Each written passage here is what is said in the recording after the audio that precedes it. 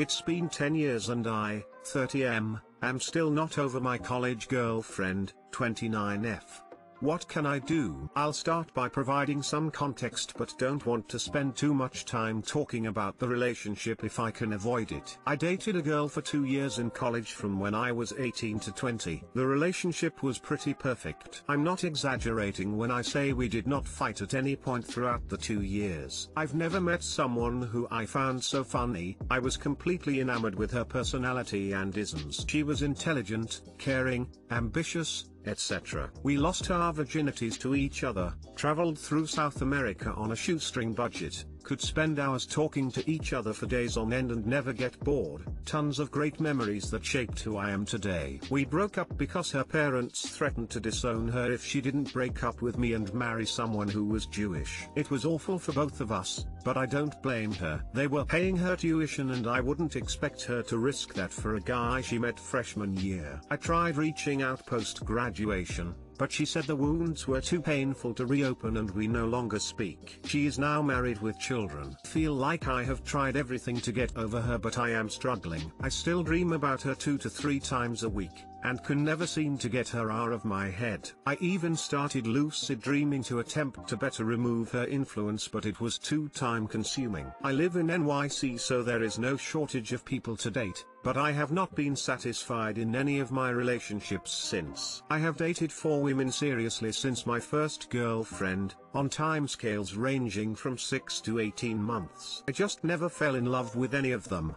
even though I so desperately wanted to. The spark just didn't hit. I worked on some of the relationships tirelessly, but the results always felt fake. 3 of the girls were very attractive by conventional standards and 2 of those 3 were very sweet, intelligent, etc. However, I always ended it because it wasn't fair to keep them in relationships when I didn't love them. I'll admit that I am sort of a little ugly on the face, and I'm average height at 5 feet 9 inches, but I'd say I'm otherwise attractive and have spent a lot of time working on myself. I'm very athletic, bilingual, have an MBA, a great job, as well as hobbies that I am passionate about. I also make mid/high 6 figures and live a pretty comfortable lifestyle. I'm honestly exasperated and I'm losing all sense of purpose in life. I wanted a family so desperately growing up. I grew up poor and focused on building a career to provide for them. I'm growing older and just don't know what to do. I have been in therapy for 7 years. I have tried CBT, a slew of medications, meditation, spiritualism, TMS, EMDR therapy, psychedelic drugs, abstinence from sex and alcohol, and so on and so forth. I feel stupid asking Reddit for opinions as it's clear to me this is a complex issue, but here I am. Any advice? TL, doctor, it's been 10 years and I'm not over my college girlfriend. Edit, I don't have time at the moment to go through all the responses, but will definitely reply to most at some point. I just wanted to thank people for the thought-provoking and kind replies. I really appreciate it, and especially hope the people who are facing similar challenges find happiness as well.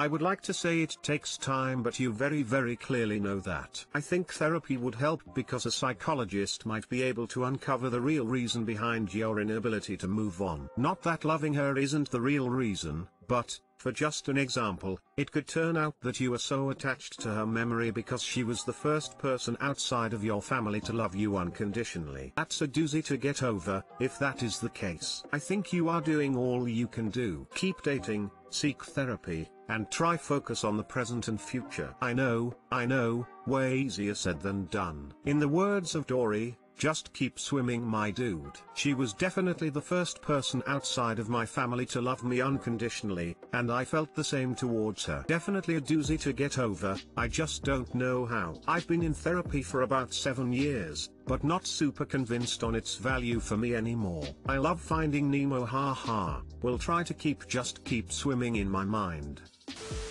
Have you read the book High Fidelity? The narrator is also fixated on his college girlfriend and can't remember anything bad about her. His current girlfriend just isn't as exciting or perfect as his memories of this other girl. In the book he actually goes and revisits all of his ex-girlfriends and discovers that the college girlfriend is just not how he built her up in his head to be. and is actually quite annoying 19 years later. Reading this post reminded me of the book. Not advising that you should necessarily get in touch, but you might find that she is a very different person to what you remember.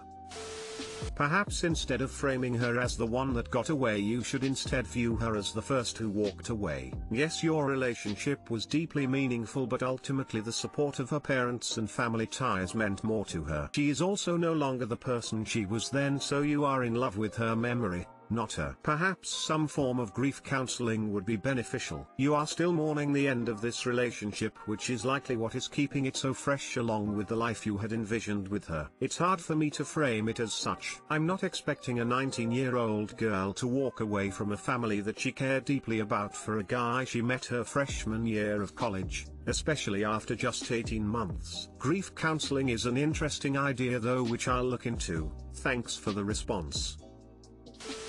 I feel for you. Sounds to me like you had a really formative experience with that relationship, much more so than what most people experience in their early relationships. It's already pretty easy to look back on a past relationship with rose-colored glasses and idealize it, but with one that was so impactful, it can become a fixation. Maybe it would help to think about the fact that the relationship you had with her was the way it was only in that specific context. You were young, impressionable, got to travel, had plenty of time to talk, laugh, play around, etc. Whatever might have happened after that, it was never going to stay that way. Every relationship has its difficulties and will change a lot over time. Let's say you did stay together. Those earlier feelings you had would have turned into the kind of companionate bond that you might be familiar with from your adult relationships. And who's to say you would have grown into two adults who were as close as you were as teens? You didn't have the chance to grow out of each other, so now the relationship is preserved in your mind as perfect. Many of us had highly emotional relationships in early adulthood that shape us now. Not all relationships can feel the same, especially as you get older and you yourself change. I think you will continue to meet new people and learn to accept your past relationship for what it was.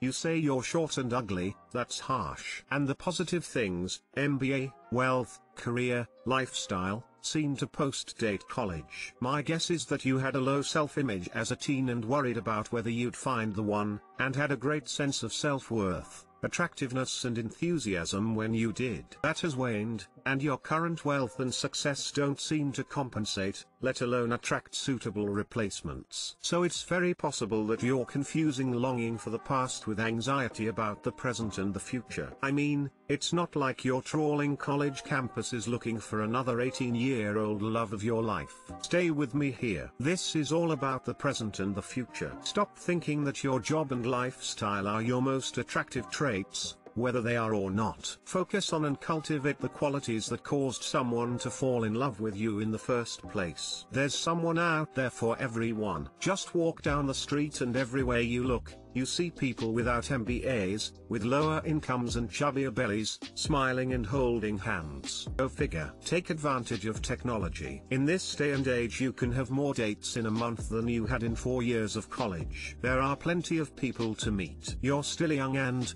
unlike a lot of people out there, you know it's possible. And when you go out with someone, treat them like you used to treat your old girlfriend. Many people have never been treated that way and might like it. One final helpful hint, do yourself a favor and never discuss this with anyone you're dating. The glass is way more than half full. Good luck.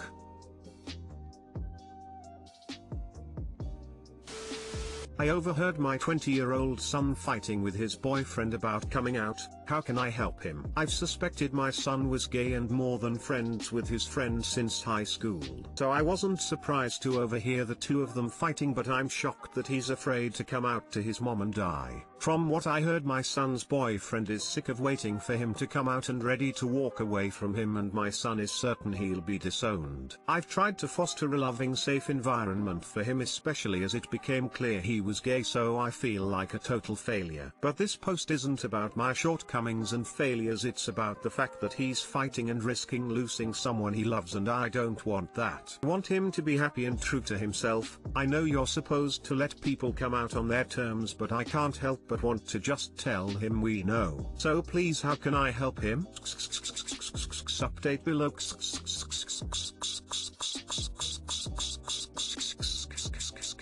First, thank you all for taking the time to give me advice and offer help. I received a lot of various opinions about how best to handle this, but ultimately I had to be direct and say something. I know some of you were against that, but I couldn't let my son spend another second thinking or worrying about this issue. I also wanted to do something as his boyfriend hasn't been over in 2 days, and well, that hasn't happened since before high school. I figured if they had broken up, say something so they could fix it sooner. So when he came home from work earlier, I asked him to sit for a minute. Told him I heard him and John, not his real name, fighting the other day. I lied about how well I heard and said that I couldn't make out what they were fighting about, but that I'm sure whatever it was about can be fixed. I then told him that even the best couples fight, but when you're in love with someone and have a good one like John, you don't let them go. I told him that perhaps a small romantic overnight away somewhere could help them patch things up, that it always worked for his mom and I, and offered to give him some money for it if he thought it would fix things. He looked nervous and uncomfortable during this, but when I finished speaking he dove in my arms, almost knocked the chair and us over. He must have sobbed for a good hour, and I certainly didn't understand a word he said during it, but I held him tight while he did and just reassured him that everything's okay, that he's still the same son I've always been proud of. When he finished he told me he wants to talk to more, but that he need to go see John first. I don't know for sure if they patched things up, but he texted and said he'll be sleeping at John's tonight, so thinking they have.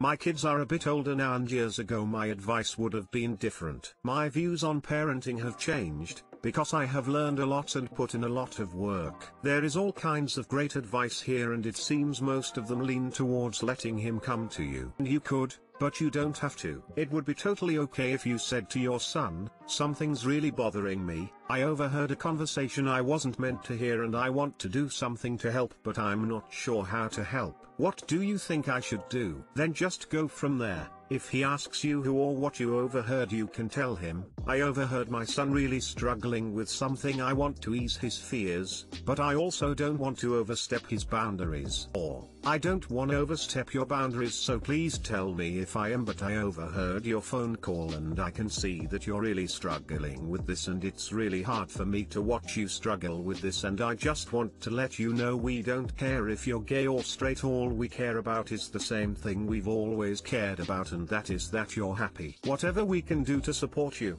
we are here. You don't have to struggle with us. It doesn't change anything. You are still our son and we still love you. Smile. You can say it however you want, as long as the conversation is kind and respectful. People, including our kids, sometimes have to be left with their struggle. It's part of learning how to cope, and sometimes it's okay to step in and ease that struggle. I wish you luck.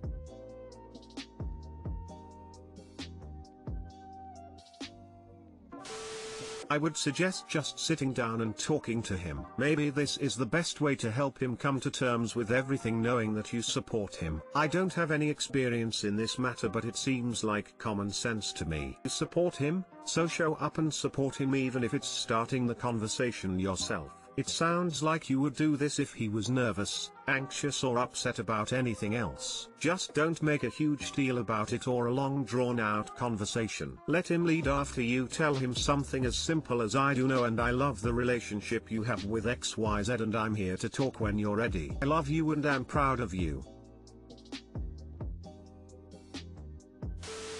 My friend is mad that I'm dating her crush. Okay, so I feel really bad about what's happened, but I'm so confused on what to do next, so I need help. I, F23, used to date this guy. We can call him Tim, 23 meters. I dated him a couple years ago, but I broke up with him when I felt that I wasn't really mature enough to be in a serious relationship at that time. Fast forward to last year, my friend Tina, 22F, had a massive crush on Tim. She asked him out, without consulting me first, and he declined. I wasn't too angry, as we were broken up. To this day, Tina still has a crush on Tim, but me and him recently got back in touch, and I remembered everything I liked about him before. He's the sweetest man, and I regret breaking up with him. He asked me if we could try again, and I said yes. Talked to Tina this morning, and she found out we were dating again. She was not happy. She told me I was breaking girl code, and that she will never talk to me again unless I break up with him,